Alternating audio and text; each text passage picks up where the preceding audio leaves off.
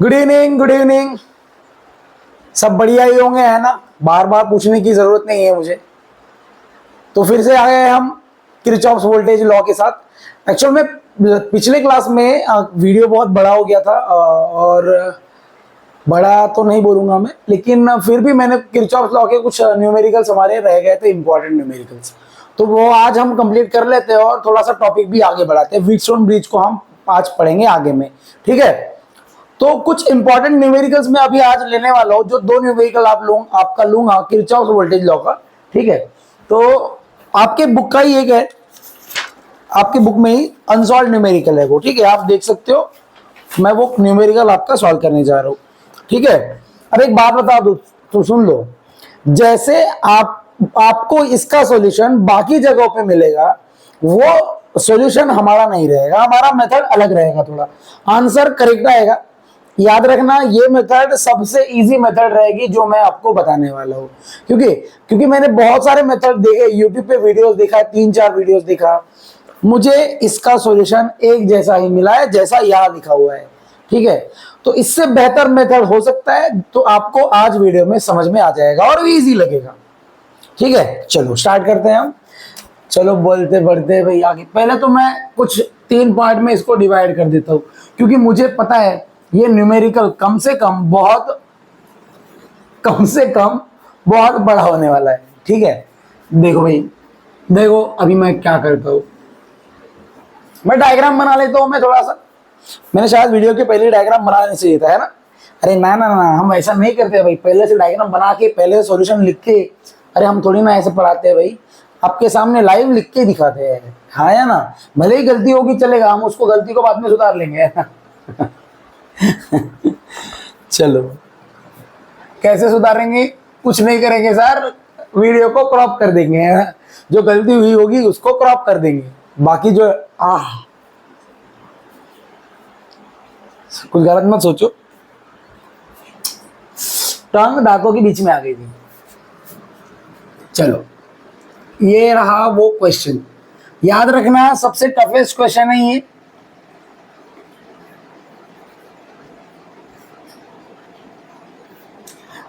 ना जाने मेरे दिल को क्या हो गया, क्या हुआ पता नहीं किस रूप में आकर नारायण मिल जाएगा। वाह वाह वाह, बड़े आगे। ये डायग्राम आपको एक्चुअल में दिया हुआ है, ठीक है। तो मैं लिख लेता हूं ABCD EF GH, बस इतना ही लिखा हुआ है, ठीक है। बड़े आगे, ये E जो है, ये हमें E दिया हुआ है, कितना दिया हुआ है? 10 वोल्ट। कितना दिया हुआ है? 10 वोल्ट दिया हुआ है। अब क्या पूछा है, पहले मैं रीड करता हूँ क्वेश्चन। उसने क्या बोला? Find the equivalent resistance between terminal F and B। वो क्या बोल रहा है? F और B के बीच का इक्विवेलेंट रेजिस्टेंस हमें निकाल के दिखाओ। चलो ठीक है भाई, हम निकाल लेंगे, ठीक है। और वो बोल रहा है given that resistance of each resistor is 10 ohm. हर रेजिस्टेंस जो है वो 10 ओम का है, ऐसा वो बोल रहा है। यहाँ पे भी 10 लिखा है, लिखेंगे हर जगह पे 10-10 लिखेंगे हम। 10 बहाने करके ले गया दिल, है ना। अब देखो उसने बोला क्या है, टोटल रेजिस्टेंस निकालना है। मैं सोचूंगा अरे यार, टोटल रेजिस्टेंस निकालने के लिए हमें सीरीज पैरेलल लगाना पड़ेगा क्या? लगा ही नहीं सकते। सीरीज लगाऊंगा तो एक ट्रायंगल बन जाएगा, जिसमें हमने कोई मेथड पढ़ी नहीं है। वो इंजीनियरिंग में आप पढ़ोगे, डेल्टा टू कुछ तो भी बोलते हैं उसको, मुझे याद नहीं आ रहा उसमें, लेकिन दिया हुआ है, ठीक है। डेल्टा को स्टार में और स्टार को डेल्टा में कन्वर्ट किया जाता है, अभी याद आ गया, ठीक है। तो वो अभी नहीं पढ़ना है हमें इसको KVL से सॉल्व करना है, ठीक है। तो देखो आप दिमाग लगाओ, हमें R टोटल निकालने के लिए पहले तो 2 फाइन लिख लेते, capital R is equal to question mark. Actual में टोटल पूछा है, क्या पूछा है? टोटल। मुझे एक बात बताओ, पहले हम दिमाग लगाएंगे, अच्छा अरे ई तो दिया है ना, पक्का। अरे भाई बोलो, हम ये फॉर्मूला नहीं लगा सकते क्या?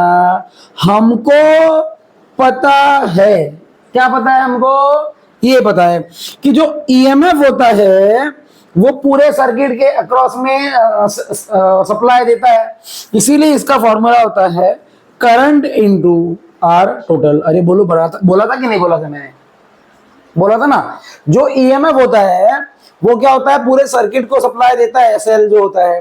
तो ईएमएफ का फॉर्मूला हमेशा आई इंटू आर टोटल होता है। मुझे यहां से समझा, अच्छा अभी समझ में आया सर, आर टोटल निकालने के लिए ई और आई की जरूरत है, और अगर ई हमें ऑलरेडी दिया हुआ है तो क्या हमें पहले आई निकालना पड़ेगा, और आई निकालने के लिए तो अभी हमें क्या करना है, एक गेम लेना है, खेल करना है। तो वो देखो वही खेल हम करने जा रहे हैं। अरे बोलो बात समझी क्या? तो हमें अभी केवीएल लगाना पड़ेगा। क्या लगाना पड़ेगा? केवीएल। तो सबसे पहले हमें करंट के डायरेक्शन लिखने पड़ेंगे। बोलो हाँ या ना? चलो भाई, ये सेल ई है, तो बोलो यहां से कौन सा करंट फ्लो होगा? I1 आई। देखो अब स्टार्ट कर दिया न्यूमेरिकल मैंने, ठीक है। मैंने सोचा अरे यहां से कितना करंट फ्लो हो रहा है, आई, है ना। अब मैं सोचा अगर यहां से आए जा रहा है तो एक काम करता हूं, मैं इधर से I1 भेज देता हूं। कितना भेज देता हूं मैं? I1 भेज दूं क्या? अच्छा, पिछले वीडियो में याद है मैंने बताया था, अगर यहां आए जा रहा है, यहां से I1 गया, तो यहां से निकालने के लिए हमें इसको इससे माइनस कर देना है। तो मेरा आंसर क्या आएगा? बोलो I माइनस I1। बोलो बात समझ गई? बोला था ना मैंने ऐसे। अब बोलो अगर ये I1 इधर गया और इधर I2 जा रहा है, तो क्या इधर I1 माइनस I2 जाएगा? बोलो बात समझ गई? सबको समझ आई? समझ में आई ये पक्का? आगे बढ़ू मैं? चलो अच्छा, बोलो भाई इधर किधर, इधर कौन सा करंट जा रहा है? बोलो इधर कौन सा करंट जा रहा है? I minus I1। इधर कौन सा जा रहा है? I1 minus I2। तो क्या ये दोनों का एडिशन जो है, क्या वो यहां से जाएगा? फिर जाएगा ना। अगर हम ये दोनों को ऐड कर देंगे तो बोलो क्या I1 और ये I1 कैंसिल हो जाएगा? फिर से एक बार देखो, ये माइनस है और ये प्लस में है, तो ये I1 क्या हो जाएगा? कैंसिल। तो बचेगा क्या? बोलो जल्दी से बोलो I माइनस I2। अरे बोलो बचेगा या नहीं बचेगा? समझ में आया ये? अब बोलो यहां से कितना आ रहा है? I2 कितना आ रहा है? बोलो I2, और यहां से कितना आ रहा है? I minus I2। तो दोनों का क्या हो जाएगा? Again addition. तो I2 क्या हो जाएगा? कैंसिल। तो यहां से कितना आएगा? बोलो I। क्या जितना गया था उतना ही वापस आ रहा है? ये देखो। नहीं समझा तो वीडियो को एक बार देखो, मत देखो, फिर से बता रहा हूं, ठीक है। देखो यहां से कितना करंट गया? I।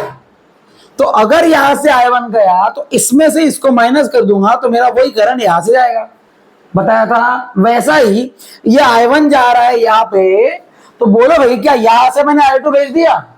अच्छा, तो इधर से कितना जाएगा? इसमें से इसको माइनस कर दूंगा, ये देखो मिल गया। समझा? अब ये दोनों करंट यहाँ पे आ रहे थे, ये इनकमिंग करंट है, तो दोनों को ऐड करना पड़ेगा। ये I1 और I1 क्या हो जाएगा? कैंसिल। बचा क्या? I माइनस I2, जो कि मैंने लिखा। सिमिलरली यहां से I2 आ रहा था, यहाँ I माइनस I2 आ रहा था, दोनों को अगेन ऐड करेंगे, इनको कैंसिल करने पे क्या बचेगा? क्या इतना आपको समझ में आ गया है?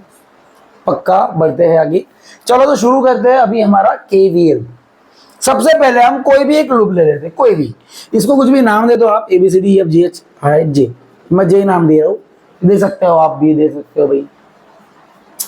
तो अपन पहले ऊपर का लूप लेते हैं, ठीक है? चलो लेते हैं भाई, चलो चलो चलो, बोलो भाई ऊपर का लूप ले ना। लूप का नाम बोला जाए जैसे कंसीडर अ लूप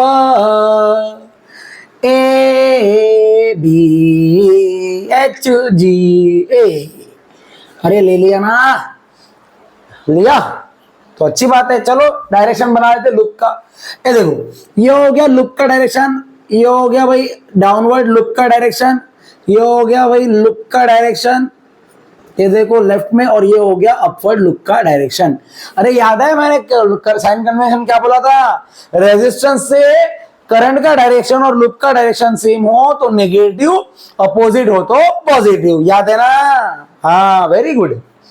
चलो बोलो भाई, डायरेक्शन कैसा है? सेम, तो आंसर क्या आएगा? -10I2। एक ध्यान से देखो, ये भी 10I2 है, ये देखो दोनों का भी सेम है डायरेक्शन, तो ये 10 और ये 10 क्या हो जाएगा? डायरेक्टली 20। तो वही मैं यहां लिखने जा रहा हूं। वैसे भी ये सीरीज में है, देखो 10 और 10 20 हो जाएगा। अरे होगा ना?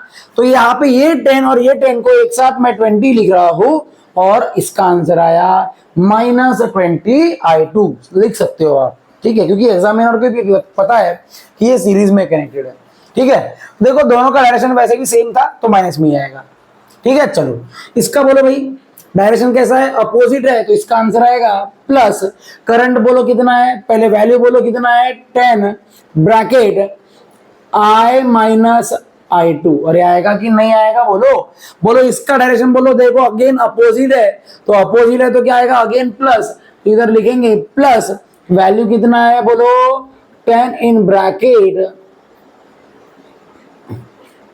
चलो बोलो भाई 10 इन ब्रैकेट, बोलो जल्दी से, I1 minus I2 is equal to 0। अरे बोलो इतना समझ में आया क्या? बोल दो भाई, पक्का समझ में आया? अब हमें इसको सॉल्व करना है। बोलो आंसर बोलो, -20I2 प्लस 10 से मल्टीप्लाई करो 10I माइनस 10I2 प्लस इसको सॉल्व करो 10I1 minus 10I2 is equal to 0। I1 I2 को एक साथ लिख लो। बोलो भाई ये 20I2 है, ये 10 है, 20 प्लस 10 30, 30 प्लस 10 40, तो आंसर आएगा -40I2 minus sorry plus 10I1, ध्यान से सुनो, इज इक्वल टू, क्या ये प्लस 10I है, उधर जाके क्या हो जाएगा? माइनस, तो इसको लिखा जाएगा -10I। क्या इतना समझ गया? अभी क्या करना है, जो सबको ना 10 से डिवाइड कर दो, -10 से, क्योंकि यहां माइनस लिखा है, अच्छा नहीं लग रहा मुझे, ठीक है? जब हम -10 से डिवाइड करेंगे तो मेरा आंसर, ये जो भी माइनस है वो प्लस हो जाएगा और 0 हट जाएगा, तो मेरा आंसर देखो क्या आएगा? 4I2 प्लस, सॉरी ये माइनस था तो प्लस हो गया, प्लस है तो minus I1 is equal to, इसका माइनस है तो प्लस हो जाएगा, आंसर आएगा I। This is equation number 1। क्या आपको इतनी बात समझ में आ गई? हमने कैसे सॉल्व किया? ये पक्का आ जाएगा यार आपको भी, बहुत इजी, बहुत इजी है। लोकेश मास्टर का पढ़ाना इजी लगता है क्या? इजी नहीं है, ये एक आर्ट है, आर्ट। हाँ चलो दूसरा लूप ले लो, नीचे वाला, GHJFG, ठीक है? चलो तो डायरेक्शन बना लो, तो लूप का ये हटा दो, ये पेंसिल से बनाना, मैंने पहले वीडियो में ही बताया है भाई। अगर आपने पेंसिल से नहीं बनाया तो जहर खा के मैं मर जाऊंगा, ठीक है? बोलो भाई लूप का डायरेक्शन बोलो, राइट डाउन लेफ्ट अप। बोलो डायरेक्शन सेम तो माइनस, बोलो जल्दी से, -10 in bracket I1 minus I2। अरे दोनों 10-10 है, देखो सीरीज में है तो एक साथ लिख देता हूं। डायरेक्शन बोलो कैसा है? देखो इसका अपोजिट डायरेक्शन है, देखो अपोजिट है, देखो इसका भी अपोजिट, इसका भी, तो प्लस आएगा, +20 ब्रैकेट I माइनस I1। अरे आएगा। इसका बोलो डायरेक्शन बोलो, सेम है, तो -10I1 इज इक्वल टू 0। क्या ये भी समझ में आ गया? हाँ सर, अब ब्रैकेट ओपन करना है। बोलो -10I1 minus minus plus 10I2 plus 20I minus 20I1 minus 10I1 is equal to 0। समझ में आया? बोलो भाई, क्या ये -10 है और ये -20 और ये -10, मतलब अगेन यहां आ जाएगा -40I1।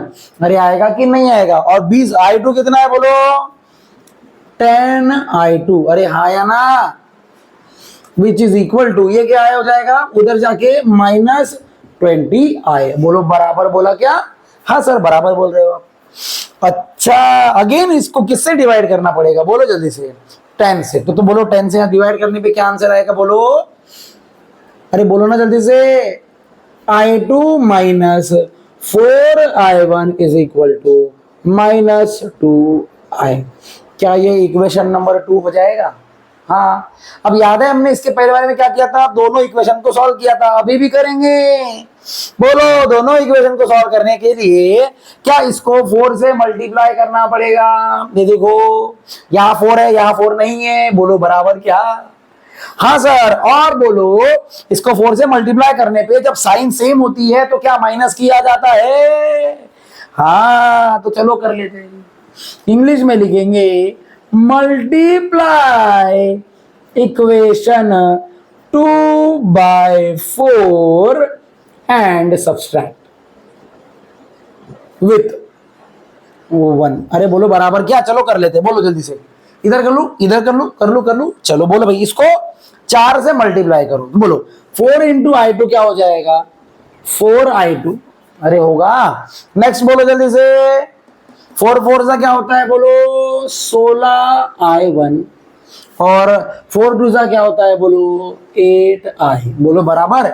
इसके नीचे ये वाला इक्वेशन लिख दो और माइनस कर दो। चलो -4I2, बोलो ये क्या है? -I1 is equal to I। अब ये देखो, ये माइनस हो जाएगा, ये भी, ये प्लस हो जाएगा और ये माइनस हो जाएगा। तो बोलो ये क्या कैंसिल हो जाएगा? बोलो भाई कैंसिल हो जाएगा ना। इन दोनों को सॉल्व करेंगे, 16 में से 1 गया, बोलो क्या -15I1 बचेगा?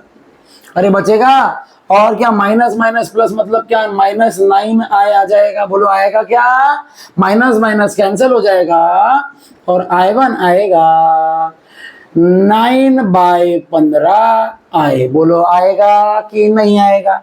3 से सॉल्व कर सकते हो, 3 3 सा 3 5 सा, तो इसका आंसर आएगा 3/5I। अरे आएगा ना? हाँ। अब यही वाली वैल्यू ये यहाँ पे कोई इसमें पुट कर दो। बोलो इसका आंसर निकालेंगे अभी I2। 4I2 is plus, sorry minus 3/5I is equal to, ठीक है, 3/5I इज इक्वल टू कितना? I। ये माइनस उधर जाके प्लस हो जाएगा, आंसर आएगा 4I2 is equal to I plus 3/5I।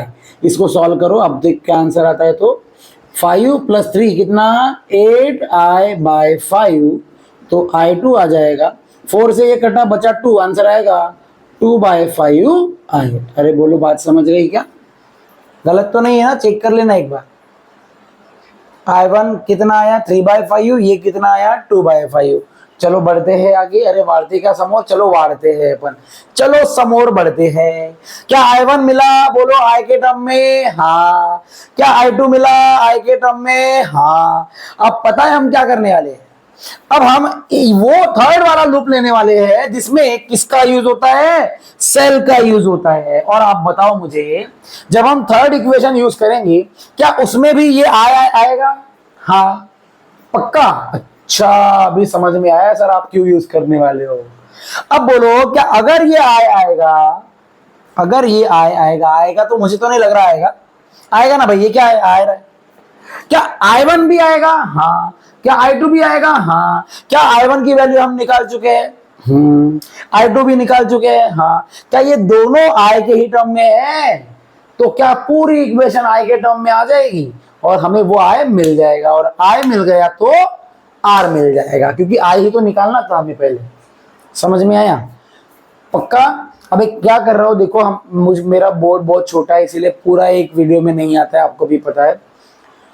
तो एक काम करूंगा, आप वैसे भी आप वीडियो देखते ही हो, तो ये वाला जो पार्ट है अभी, इसके बाद का मैं यहाँ सॉल्व करने जा रहा हूँ। ठीक है? वैसे आप ये देख चुके हो, ठीक है? स्क्रीनशॉट लेके रख लेना आप, ठीक है? इसके आगे का पार्ट सॉल्व कर रहा हूं मैं। I2 और I1 निकाल चुका हूं, ठीक है? चलो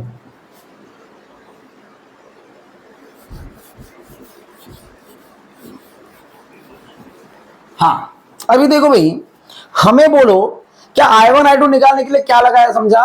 पहला लूप लिया, दूसरा लूप लिया, दोनों इक्वेशन सॉल्व किया, सॉल्व करके मुझे I1 I2 मिल गया। समझा ना? अब तीसरा लूप लेंगे हम, कोई भी ले लो जो आपकी इच्छा।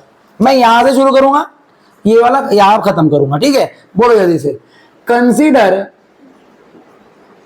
लूप, नाम बोलो लूप का, एफ जे, जल्दी बोलो, F J H B C D E F, B C D E F. अरे बोलो समझा, चलो लगाते हैं साइन कन्वेंशन।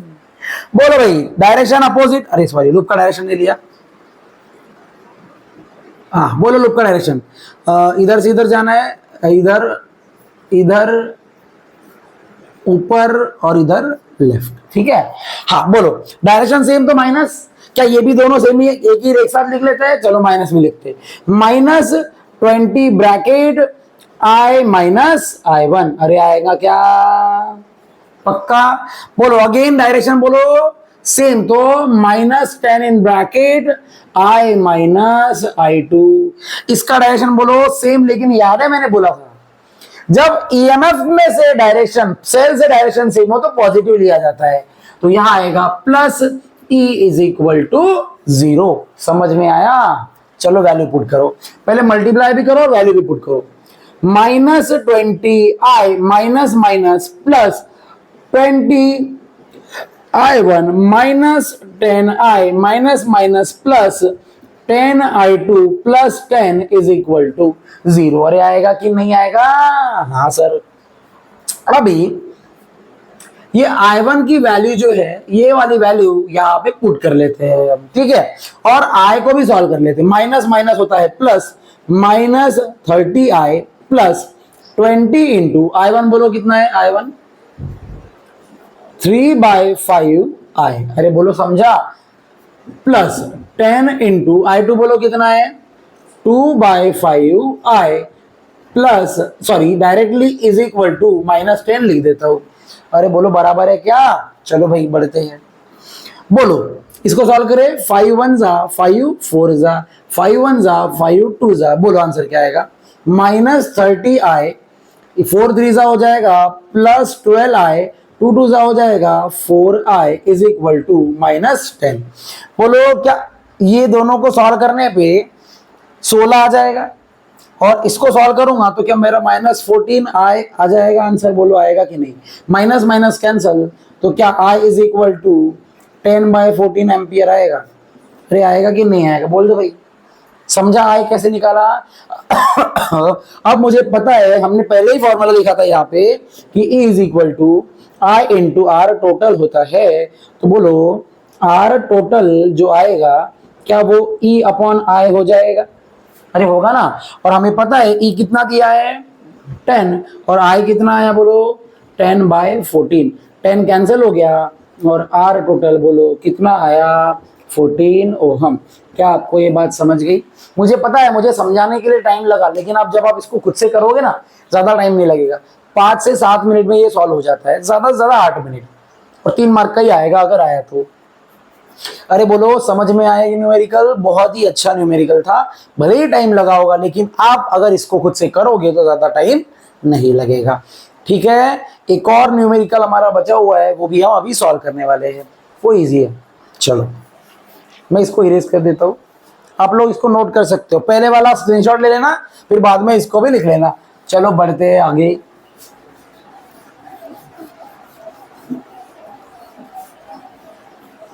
जन्म जन्म जन्म साथ चलना है, कसम तुम्हें कसम माँ के मरना यही, एक जाए भले दो बदन हो जुड़ो, मेरी हो के हमेशा ही रहना, कभी ना कहना अलविदा। क्या बात है। अरे बढ़ते हैं आगे।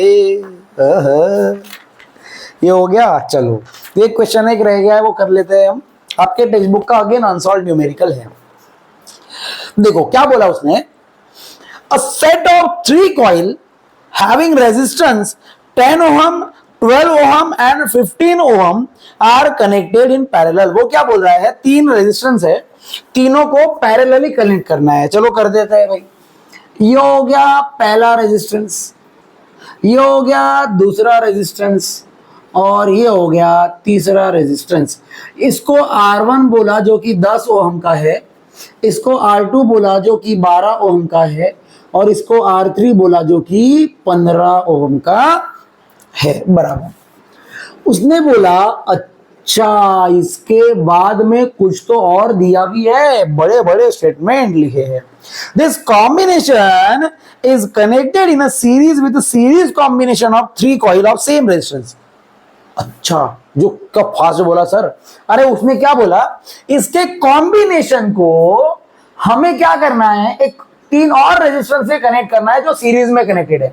मतलब 3 और रेजिस्टेंस जिनकी वैल्यू सेम इतनी ही है। ये देखो ऐसे, ऐसा कुछ तो भी उसने बोला है, ठीक है। ये भी समझ लो कितना, 10 ओम, ये 12 ओम और ये 15 ओम। इसको R2 R4 बोल दो, इसको R5 बोल दो, इसको R6 बोल दो, ठीक है, ऐसा दिया है। उसने बोला calculate the total resistance and current through the circuit. वो बोल रहा है टोटल रेजिस्टेंस निकाल के दिखाओ और करंट निकाल के दिखाओ अगर यहाँ पे ईएमएफ जो है वो 4.1 वोल्ट है। चलो निकालते हैं। अभी थोड़ी देर पहले मैं फॉर्मूला बताया था, बताया कि नहीं? हाँ, आपने तो बताया था सर। क्या बताया था? हमको तो आर टोटल निकालना है और आए भी निकालना है। अरे बोलो, सॉल्यूशन में मैंने बताया था कि नहीं बताया था? जब सेल का ईएमएफ यूज किया जाएगा तो क्या यही फॉर्मूला लिया जाएगा? हाँ सर, आपने तो बराबर बोला। लेकिन आर टोटल अभी केवीएल से नहीं निकालना है हमें, क्योंकि सीरीज पैरेलल हम सॉल्व कर सकते हैं, जो कि मैं पढ़ा चुका हूं। हाँ या ना? तो पहले आर टोटल सीरीज पैरेलल से निकालेंगे और ये हमें अगर है पता तो आय भी मुझे मिल जाएगा। समझा? तो हम सीरीज पैरेलल से पहले आर टोटल निकालने की कोशिश के साथ में उसको निकाल भी लेंगे। चलो निकालते हैं भाई। चलो बोलो जल्दी से, तीनों पैरेलल ही कनेक्टेड है, तो बोलो आंसर ऐसे लिखेंगे, as R1, R2 and R3 are connected in parallel, ठीक है। तो बोलो आंसर क्या आएगा? 1 upon RP is equal to 1 upon R1 plus 1 upon R2 plus 1 upon R3। अरे बोलो झूम गया क्या? झूम गया। बोलो 10, 12, 15 बोला है तो आंसर आएगा 1 upon 10 plus 1 upon 12 plus 1 upon 15। LCM क्या है? 60। देखो इसको 60 लाने के लिए क्या करना पड़ेगा बोलो? 6 से मल्टीप्लाई करना पड़ेगा और 6 से डिवाइड। यहाँ पे 12 5 का 60 होता है, तो यहाँ पे क्या करेंगे बोलो? 5 से मल्टीप्लाई करेंगे और 5 से डिवाइड करेंगे, और यहाँ पे 4 से करेंगे। 15 4 का 60 होता है, तो यहाँ 4 से मल्टीप्लाई करेंगे और 4 से डिवाइड करेंगे। समझ गया? हाँ। तो बोलो भाई डिनोमिनेटर में क्या आ जाएगा? 60। यहाँ क्या आएगा? 6 प्लस 5 प्लस 4, अरे आएगा ना? तो ये हो जाएगा 1 अपॉन RP।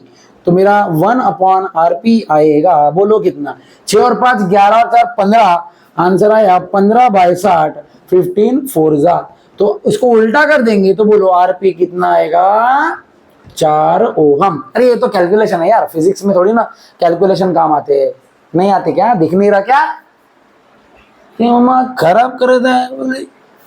आरपी समझ गया? सॉरी, आरपी समझ गया।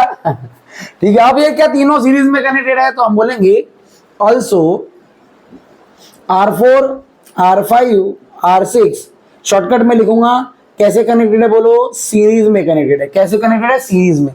तो सीरीज में डायरेक्टली ऐड किया जाता है, तो बोलो RS, उसको RS बोलेंगे। क्या इसका आंसर सबको ऐड कर तो डायरेक्टली आप कर लोगे? कैसे लिखना है? तो R1 R2 बोलो 10 और 12 कितना होता है? 22। 22 और 15 कितना होता है बोलो? 37। अरे होता है ना 37 ओहम। अरे समझ में आया क्या? नहीं तो बोलोगे समझ में ही नहीं आ रहा सर। ठीक है, ये समझ गया।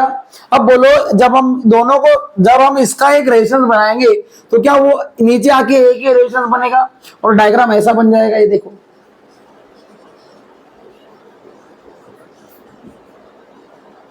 अरे नहीं बनेगा क्या?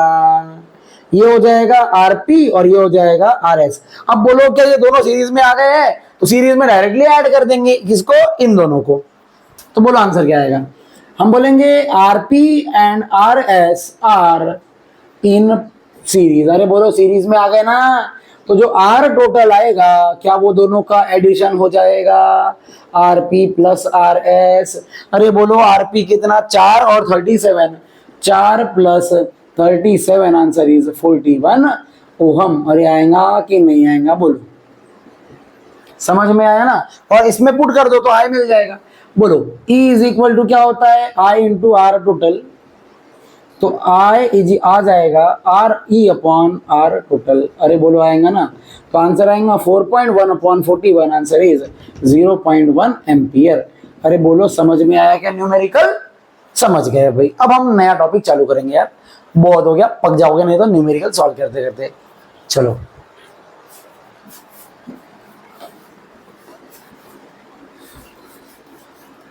ओहो, तू सफर मेरा, क्या सर आप गाना ही गाते रहते हो, है ना। चलो स्टार्ट करते हैं हम नया टॉपिक हमारा। हमारे नए टॉपिक का नाम है व्हीटस्टोन मीटर ब्रिज। क्या नाम है, व्हीटस्टोन मीटर ब्रिज। देखो भाई मैं पहले ही बता दूं, व्हीटस्टोन एक्सपेरिमेंट बोलेंगे अपन, ठीक है, व्हीटस्टोन मीटर ब्रिज बोलते हैं, मीटर ब्रिज, BRIDG। मैं पहले ही बता दूं कुछ कुछ काम के क्वेश्चंस यहां से जो आ सकते हैं, आने लायक है। पहला क्वेश्चन, ये व्हीटस्टोन मीटर ब्रिज जो है वो किसके लिए यूज होता है, ठीक है, तो वो आपको नोट करके रखना है, ठीक है। देखो इसके काम की चीजें मैं पहले लिख के दे रहा हूं।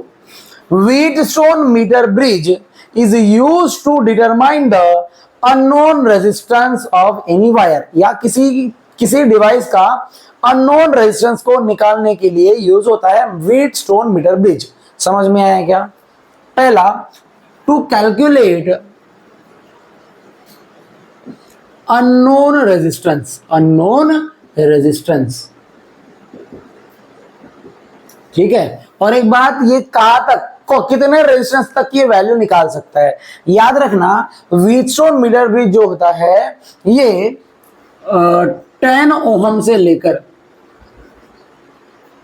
जहां तक मुझे याद है 10 ओहम से लेके शायद 100 ओहम तक निकाल सकता है, ठीक है। 10 से 100 ओहम तक के निकाल सकता है, 10 माइनस नहीं है ये। कहां तक निकालेगा बोलो, 10 से लेके 100 ओहम तक का रेजिस्टेंस ये कैलकुलेट कर सकता है। दूसरा इसका यूज है, बहुत इंपॉर्टेंट है भाई, Wheatstone meter bridge is also use to calibrate the measuring instrument, to calibrate the measuring instrument। कौन से इंस्ट्रूमेंट को कैलिब्रेट करता है ये, just like volt meter, volt meter को कैलिब्रेट करना है, वोल्ट मीटर को और मीटर को कैलिब्रेट करने के लिए भी व्हीटस्टोन मीटर ब्रिज यूज होता है। समझ में आया क्या, याद रहेगा पक्का, बहुत अच्छी बात है भाई, ये नोट कर लेना है, ठीक है। व्हीटस्टोन मीटर ब्रिज जो होता है वो मेजरिंग इंस्ट्रूमेंट, मतलब ये जो वोल्ट मीटर क्या मेजर करता है, पोटेंशियल डिफरेंस, और एमीटर करंट मेजर करता है। तो इनको कैलिब्रेट मतलब इनकी रीडिंग बताने के लिए हमें कुछ रेजिस्टेंस की जरूरत होती है, जैसे गैल्वानोमीटर होगा ना, गैल्वानोमीटर इसमें आगे में दिया है, हम पढ़ेंगे उसके बारे में, ठीक है। अभी फिलहाल बता के कोई मतलब नहीं है, सॉरी आपने देख लिया क्या, अरे यार सॉरी, हाँ बड़े आ गए क्या, हाँ अरे कचरा आ गया था यार इसीलिए, वैसे मैं ये कचरा हूं। हाँ हमारा जो क्वेश्चन है, देखो अभी क्वेश्चन आ चुका है ये क्वेश्चन, लेकिन चांसेस है न्यूमेरिकल के, फिर भी बताना तो है। क्वेश्चन है डिराइव द कंडीशन, मैं क्वेश्चन रीड कर लेता हूं एक बार, ऐसा ही कुछ है क्या। व्हीटस्टोन ब्रिज की कंडीशन देखो, यहां लिखा है obtain the balancing condition in case of Wheatstone network, ये वो बोल रहा है, ठीक है। तो ये कैसे इसको डिराइव करना है, याद रखना जैसे बुक में लिखा है वैसे के वैसे लिखने की जरूरत इसमें नहीं है, अपने लैंग्वेज में भी आप उसको लिख सकते हो, ठीक है। अब मैं उसको समझाने जा रहा हूं, ध्यान से सुनना। देखो सबसे पहले व्हीटस्टोन ब्रिज का हमें क्या बनाना पड़ेगा, कंस्ट्रक्शन, व्हीटस्टोन ब्रिज कैसे बनेगा, नेटवर्क कैसे बनेगा। तो देखो मैं कुछ वर्ड्स है जो यहां लिख के नहीं दूंगा, आप नोट्स में देख सकते हो, ठीक है, मैं बस रीड करूंगा यहाँ पे और एक बात डायग्रामेटिकली आपको बताऊंगा। ठीक है, चलो देखो भाई, वहां क्या बोल रहा है, Wheatstone network consist of 4 resistance.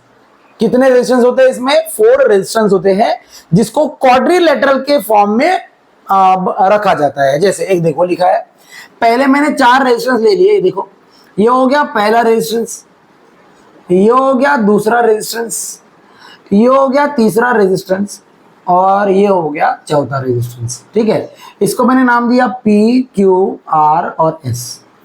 ठीक है, तो मैंने बोला Wheatstone network consist of 4 resistance, ठीक है, which form a quadrilateral A, B, C and D।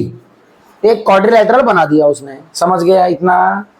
ठीक है, अब देखो उसने क्या बोला है, A galvanometer is connected across point B and D। हमने B और D के अक्रॉस में एक गैल्वानोमीटर कनेक्ट कर दिया है। ये देखो बोल दिया भाई, लिख तो सकते हो ना हिंदी में, हिंदी में बता रहा हूं तो इंग्लिश में आप लिख ही लोगे बराबर। अब उसने क्या बोला, A और C के अक्रॉस में हमें एक सेल लगाना है। क्या लगाना है? एक सेल लगाना है जिसका EMF कितना है बोलो? E। और क्या लगाना है यहाँ पे? एक की लगाना है। क्या लगाना है? एक की लगाना है, जिसको मैंने एक नाम दिया K। ठीक है, और इसको ऐसे लगाना है। कैसे लगाना है? ऐसे लगाना है कि A जो होगा वो हाई पोटेंशियल पे होगा as compare to point C। ये देखो, ये पॉजिटिव है मतलब ये हाई पोटेंशियल होगा, और निगेटिव है मतलब ये लो पोटेंशियल होगा। समझ में आया क्या? पक्का? 3 पॉइंट। पहला पॉइंट बोलो किसके बारे में बताया? क्वाड्रिलेटरल के फॉर्म में हमें 4 रेजिस्टेंस लेने हैं। दूसरा पॉइंट क्या बताया? बीडी के अक्रॉस में हमें गैल्वानोमीटर लगाना है। और तीसरा क्या बोला? ये एसी के अक्रॉस में हमें सेल और ईएमएफ लगाना है, और ऐसे लगाना है कि ए पॉइंट हमारा हायर पोटेंशियल पे हो as compare to point C. क्या आपको वर्किंग समझ में? कर देखो, कंस्ट्रक्शन देखो, ऐसे ही लिखा है, मैं रीड करूं, देखो क्या बोल रहा है। 4 resistors P, Q, R, S are connected to form a quadrilateral ABCD as shown। अब बैटरी, ठीक है, इसके बारे में पहले बाद में गैल्वानोमीटर बोला होगा, जो भी कभी भी लिख सकते हो आप। देखो बोला है, अब battery of EMF E along with key K is connected across point A and C such that, देखो लिखा है such that point A is at higher potential with respect to point C। बोला, और गैल्वानोमीटर देखो बोला है वहां पे, a galvanometer of internal resistance capital G is connected between point B and D। अरे बोलो समझ में आया ना? इसीलिए मैंने बोला था वो यार लिख के मैं नहीं दूंगा, क्योंकि वो डायग्राम में ही आप डायग्राम को देखते बराबर ऐसा अपने मन से कुछ ना कुछ स्टेटमेंट लिख ही लोगे। कुछ ना कुछ नहीं, ढंग से लिखना है, पढ़ के ही जाओगे यार, बिना पढ़े थोड़ी ना जाओगे। जाओगे क्या? बात करते हैं हाँ या ना, दिमाग खराब। चलो बढ़ते हैं भाई आगे। अब इसका वर्किंग देखो, वर्किंग भी बहुत इजी, ठीक है, वो भी मैं यहीं पे बताऊंगा। कुछ चीजें जब काम का आएगा तो मैं कैलकुलेशन लिखूंगा, ठीक है। मुझे एक बात बताओ, देखो मैं जो बोलूंगा उस पर ध्यान देना।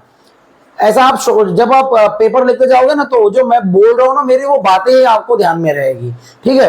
देखो मैंने सोचा, अगर मैं स्विच को ऑन, की को क्लोज करता हूं, तो सर्किट मैंने क्या कर दिया? क्लोज।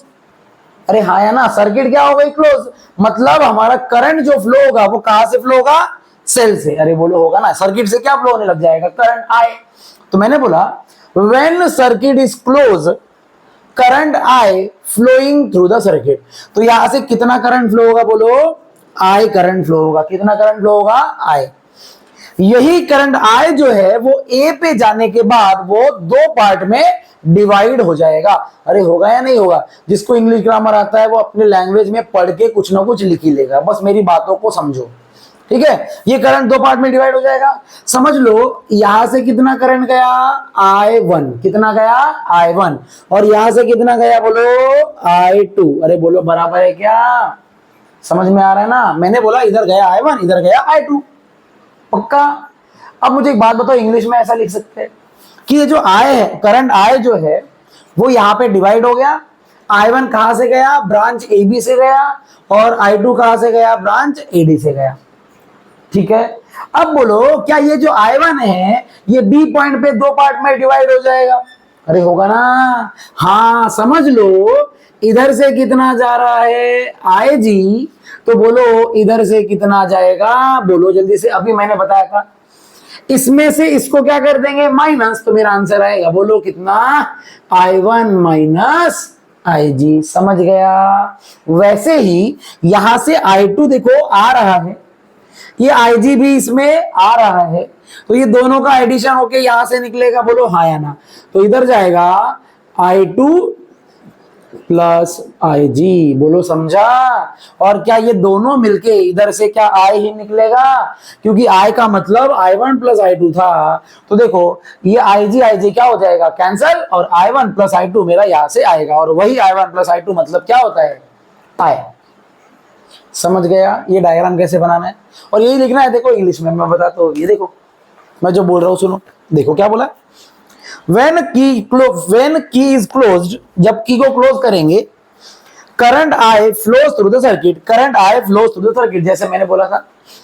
ये जो करंट है वो दो पार्ट में डिवाइड होगा, देखो लिखा है, it divides into I1 and I2 at point A। I1 कहां से फ्लो होगा, AB ब्रांच से, देखो लिखा है I1 is a current flowing through P and I2 is current flowing through S, ऐसे लिखा है ना, बिल्कुल अरे लिखा है ना। और आगे में देखो इसके बारे में बोला है कि यार डिवाइड होगा, देखो current I1 gets divided at point B, let IG be the current flowing through galvanometer, तो यहां से कितना फ्लो होगा, बोलो I1 माइनस IG, और यहां से कितना करंट फ्लो होगा, I2 प्लस IG। समझ में आया क्या? अरे बोलो ना, समझ गया ना? बस अगर ये चीजें समझ गई तो हम चालू हो जाते हैं, ठीक है। पहले KCL लगाते हैं, ठीक है, चलो। एट जंक्शन ए जंक्शन ले लिए, अरे बोलो जंक्शन ए पे बाय KCL, बोलो KCL लगाओ। KCL कैसे लगाते, incoming current is equal to outgoing current, अरे लगाते हैं ना, बोलो भाई, वैसे इसका काम नहीं है, बेबी लिख देना है। I will be equal to क्या, I1 प्लस I2 हो जाता है, बोलो होता है कि नहीं होता है भाई, अरे होता है ना। अब चालू हो जाता है बैलेंसिंग कंडीशन लगाना, ठीक है। पहले में क्या करना है, लेफ्ट साइड में KVL लगाना है, और देन राइट साइड में KVL लगाना है। चलो लगाते हैं, चलो यहां से शुरू करो। कंसीडर लूप, नाम बोलो ABDA, क्या आएगा, ABDA रे आएगा ना। चलो बोलो लूप का डायरेक्शन बनाते, ये आएगा इधर, ये आएगा डाउन, ये आएगा अप, बोलो डायरेक्शन क्या है, सेम तो माइनस, बोलो ये इसका प्रोडक्ट ले लो, बोलो आंसर माइनस PI1, इसका डायरेक्शन भी सेम है, तो आंसर क्या आएगा, बोलो माइनस GIG, और इसका डायरेक्शन बोलो क्या है, अपोजिट है, तो आंसर क्या आएगा, plus SI2 is equal to 0। अरे बोलो समझ में आया क्या? इस इक्वेशन को नंबर 1 दे दो, ठीक है। अब नीचे ये राइट साइड वाला लूप ले लो, अभी बोलो लूप का नाम बोलो, कंसीडर लूप, नाम बोलो, यहां से शुरू करो, BCDB, लूप का डायरेक्शन बनाते हैं, चलो ये इधर जाएगा, ये इधर जाएगा, और ये अपवर्ड, बोलो डायरेक्शन कैसा है, सेम, तो माइनस आएगा, माइनस रेजिस्टेंस है Q bracket I1 minus IG, direction opposite तो क्या आएगा, प्लस रेजिस्टेंस क्या है, बोलो कैपिटल R, और करंट क्या है, बोलो I2 प्लस IG, इसमें बोलो डायरेक्शन अगेन अपोजिट तो प्लस आएगा, plus capital G into IG is equal to 0। This is equation number 2। और एक क्या इतना समझ में आया, पक्का? अब पता है सर्किट बैलेंस कब होती है, वो लिखना है हमें, याद रखना जो बोल रहा हूं, वर्ड देखो, the Wheatstone network is said to be balanced. क्या बोला मैंने, व्हीटस्टोन नेटवर्क जो होता है वो बैलेंस होता है कब, जब गैल्वानोमीटर से करंट 0 फ्लो होता है, कितना, 0, क्योंकि व्हीटस्टोन नेटवर्क तभी बैलेंस होगा जब ये दोनों पॉइंट का पोटेंशियल सेम हो जाएगा, और सेम पोटेंशियल होगा तो करंट ना तो इधर से इधर फ्लो होगा, ना ही इधर से इधर फ्लो होगा। क्या आपको ये बात समझ गई है? पक्का इन दोनों के बीच का पोटेंशियल जीरो आ जाएगा, पोटेंशियल डिफरेंस। ठीक है, तो देखो ऐसा हम लिखेंगे, the Wheatstone network is said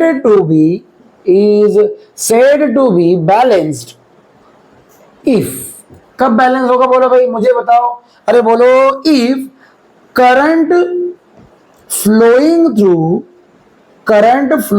through galvanometer,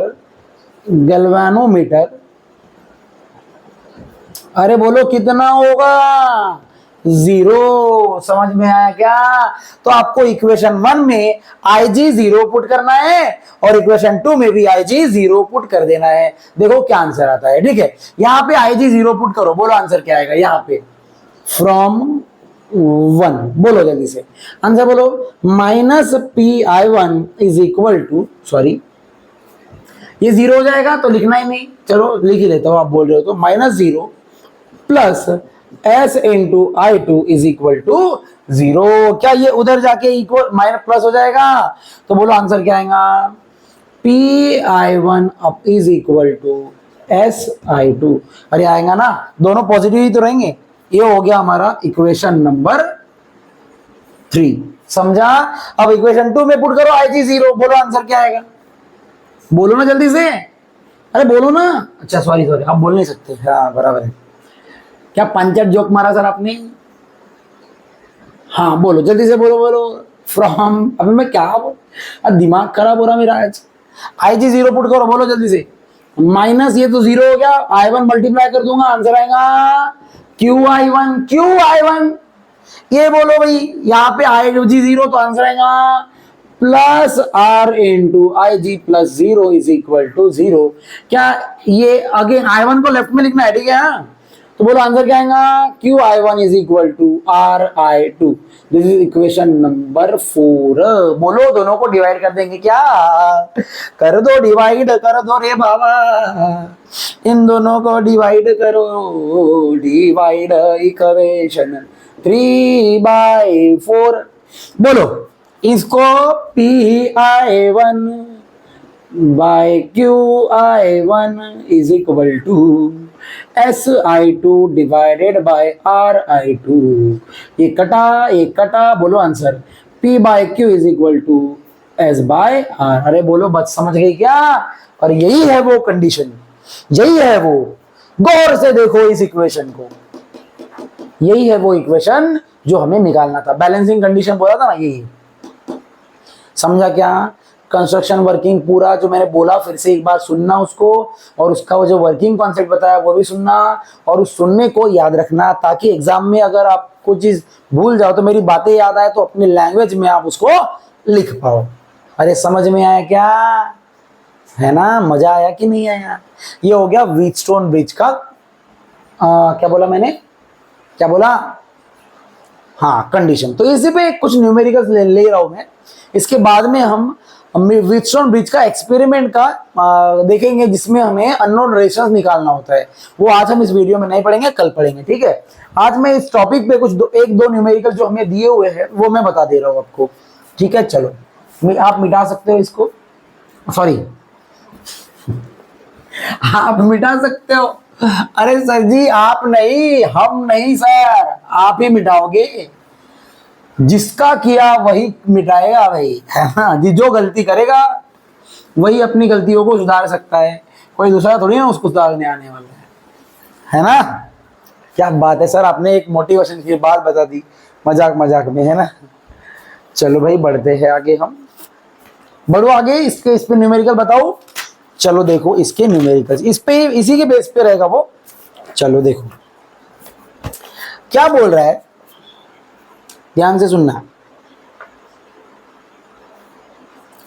जो इसके बेसिस पे वही करा रहा हूं, ठीक है? देखो वो क्या बोल रहा है, मैं क्वेश्चन लिख रहा हूं, आप वो क्वेश्चन को समझिए। आपके टारगेट में दिया हुआ है, जिसके पास टारगेट नहीं है उसके लिए एक फोटो, एक PDF आएगा, इस अभी आज ही आ जाएगा, आज ही डाल दूंगा मैं।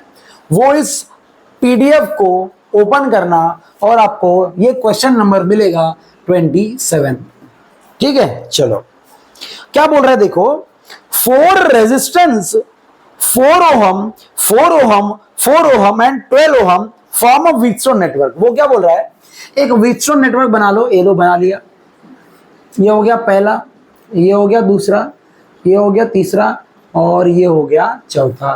तो उसने बोला ये 4 है, ये 4 है, ये 4 है और ये 12 है। कितना है, 12, ऐसा बोल रहा है वो। बोलने दो, अपने को क्या करना है।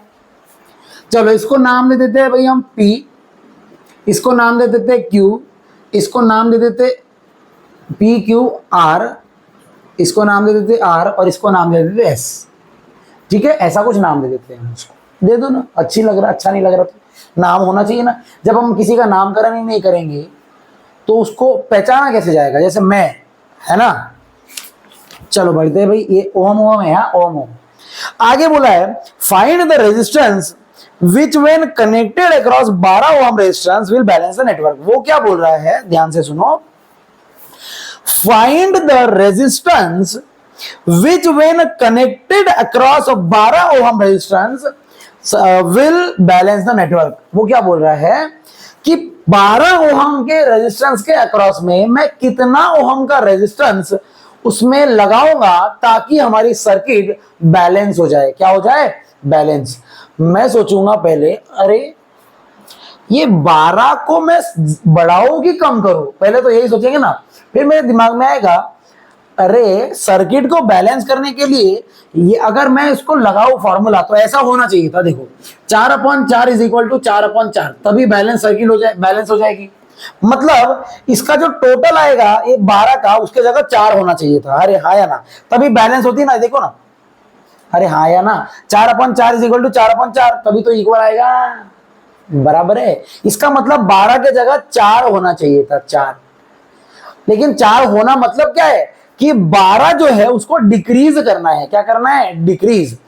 अच्छा सर, पहले वीडियो में आपने बताया था अगर टोटल रेजिस्टेंस को डिक्रीज करना है तो पैरेलल में हमें क्या करना पड़ेगा, कनेक्ट करना पड़ेगा। और सीरीज में करेंगे तो क्या करेंगे, हो जाएगा रेजिस्टेंस बढ़ जाएगा। बताया था कि नहीं। तो वही तो कॉन्सेप्ट काम आया। मतलब जो रेजिस्टेंस हमें इसके अक्रॉस में लगाना है वो सीरीज में नहीं लगाना है, पैरेलल में लगाना है। क्योंकि ये 12 को हमें 4 करना है, बढ़ाना नहीं है। समझ में आया ना। वो 4 हो जाएगा। देखो मैं बताता हूं, निकाल के दिखाऊंगा। पहले तो समझ आप पैरेलल क्यों लगाना है। ठीक है, तो पैरेलल एक रेजिस्टेंस लगा लेते इसमें, देखो। और इसको कुछ भी नाम दे देते, अननोन रेजिस्टेंस एक्स। और अननोन रेजिस्टेंस निकालने के लिए यूज होता है, ये देखो निकाल रहे हैं हम। अरे बोलो, अरे इसका जो कॉम्बिनेशन आएगा, इसका जो कॉम्बिनेशन आएगा, क्या उसको हम आरपी बोलेंगे, बोलेंगे। पैरेलल है तो आरपी बोलेंगे ना उसको। और वही आरपी हमारे कहां से निकालेंगे, हम व्हीटस्टोन के बैलेंसिंग नेटवर्क से निकालेंगे। ठीक है, तो चलो भाई बोलते हैं हम, यहां लिखते हैं। देखो सॉल्यूशन, हमें एक्स निकालना है। ठीक है, किसकी एक्स निकालना है,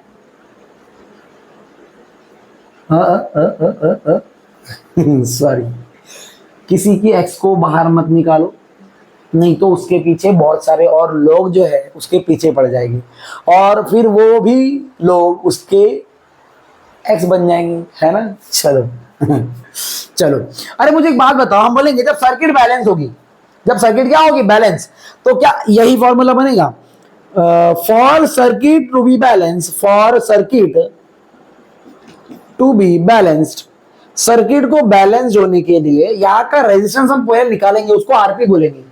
अरे यहाँ का जो टोटल रेजिस्टेंस होगा वो हमको निकालना है ना पहले, उसको क्या बोलेंगे, आरपी। क्या बोलेंगे, आरपी। तो हमारा फॉर्मूला ऐसा बनेगा, देखो, P divided by Q is equal to R divided by, यहाँ क्या बोला है, आरपी। इसका जो टोटल होगा वही तो 4 होना चाहिए ना, जो कि मैं निकाल के दिखाने वाला हूं। ये देखो, ये भी 4, ये भी 4, ये भी 4, ये आरपी। बोलो क्या कट होने पे आरपी 4 आ जाएगा।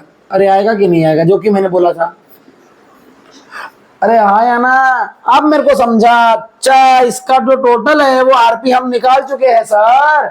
अभी हम इसका पैरेलल का फॉर्मूला लगाएंगे जिसमें आरपी हमें पता है और ये भी पता है, तो ये मिल जाएगा। अरे अभी समझे तुम लोग यार। हाँ ठीक है, आरपी निकाल लिया ना बाय बैलेंसिंग कंडीशन। अब मैं लगाऊंगा, हम बोलेंगे ऐसे, देखो, एज एस और एक्स सॉरी, जो भी है, S and X are in parallel. अरे बोलो, क्या ये पैरेलल में है कि नहीं है? तो बोलो ये दोनों अगर पैरेलल में है तो क्या ऐसा सॉल्व किया जाएगा? अरे बोलो बराबर है कि नहीं है? 1/RP is equal to 1/S plus 1/X। अरे बोलो आया ना? इन दोनों को चलो वैल्यू पुट कर देते हैं, और RP हमने निकाल लिया। अरे S भी हमें पता है, क्या X मिल जाएगा? अरे मिलेगा ना। चलो वैल्यू पुट करते हैं, 1/4 is equal to 1/12 plus 1/X। तो आंसर आएगा 1/4 minus 1/12 is equal to 1/X। इसको सॉल्व करो, 12 माइनस 4 क्या होता है? 8, और 12 4 जा क्या होता है? 48। अरे होता है ना, 8 1 जा 8 6 जा, बोलो X कितना आया? 6 1। अरे बोलो समझ में आया क्या न्यूमेरिकल? पक्का? तो आपको व्हीटस्टोन ब्रिज का जो कॉन्सेप्ट है वो भी समझ में आया कि बैलेंसिंग कंडीशन कैसे लगाना है। जो इसको इससे करो और इसको इससे करो, या तो इसको इससे करो, इसको इससे करो, क्या डिवाइड। ठीक है, इसका जो टोटल था उसको आरपी बोला और वही आरपी पहले निकाला, फिर वही आरपी का फॉर्मूले में पैरेलल लगा के एक्स निकाल दिया। समझ गया ना? ऐसे क्वेश्चन एंट्रेंस में भी आते हैं। ठीक है, आए हुए हैं, मुझे पता है। ठीक है, व्हीटस्टोन का और कोई क्वेश्चन है क्या? यहाँ पे देखता हूं मैं जिसमें से व्हीटस्टोन काम आए। हाँ है तो सही, कर लो क्या वो, क्योंकि उसको 15 से 20 मिनट लगेगा। तो टाइम मैं चेक कर लेता हूँ पहले, 2 मिनट बहुत हो गया है, 156 मिनट सफिशिएंट है। ये जो क्वेश्चन नंबर 28 है यहाँ का, आपके टेक्स्ट बुक में भी दिया हुआ है। उसमें जो दिया हुआ है वो थोड़ा सा इनकम्प्लीट बोल सकते हैं, समझने लायक नहीं है वो। तो उसको भी मैं समझाने के लिए कुछ नए तरीके से ही उसको समझाऊंगा। ठीक है, तो क्या बाकी है? फिर कुछ नई चीज बाकी। कल एक वीडियो आने वाला है, आप देख सकते हो। कल मैं क्या करने वाला हूँ, कुछ प्रैक्टिकल्स के लिए एक वीडियो बनाने वाला हूँ। कुछ 15 मिनट का वीडियो रहेगा और उस चीज़ों को आप समझेंगे तो बहुत अच्छा हो जाएगा, क्योंकि आपके फर्दर ग्रेजुएशन में वो हो सकता है काम आए। प्रैक्टिकल रहेगा वो एक। ठीक है, मैं उस पर वीडियो बनाने वाला हूँ। और प्लीज़ मैं आपको एक और बात बोलना चाहूँगा, जो आप ये वीडियो देख रहे हो, मेरे स्टूडेंट हो, मुझे पता है मेरे स्टूडेंट हो, तो आपने क्या करना है, ये वीडियो बाकी कोचिंग क्लासेस वालों को भी थोड़ा सा शेयर करना है। और बाकी कोचिंग वालों को ना करते हुए, अगर जो 11th वाले स्टूडेंट, जो अभी स्टूडेंट जो अभी 11th में आ रहे होंगे या किसी और जगह पे जा रहे होंगे, तो उनको भी भेजना। आपको पता है क्यों, है ना? दूसरी बात, जो 12th में होंगे अभी, जिनको शायद कहीं और जगह पे, कोई कोई आपके कॉलेजेस में फ्रेंड होते हैं ना, जो बोलते हैं अरे यार मेरे को ये नहीं समझ में आ रहा, ये नहीं समझ में आ रहा, तो प्लीज उनसे ये वीडियो शेयर करो। क्योंकि मैं जो वीडियोस में न्यूमेरिकल आपको बताता हूँ ना, या आप सही में मजाक नहीं कर रहा हूँ, ये मेथड, इजी मेथड आपको पूरे यूट्यूब में नहीं मिलेगा। ठीक है, तो प्लीज चैनल को सब्सक्राइब करो, लाइक करो, शेयर करो। किसके साथ शेयर करो? मेरे साथ नहीं करना है, फ्रेंड्स के साथ करना है। ठीक है, तो चलते हैं, मिलते हैं कल फिर से। Bye bye, good night, take care.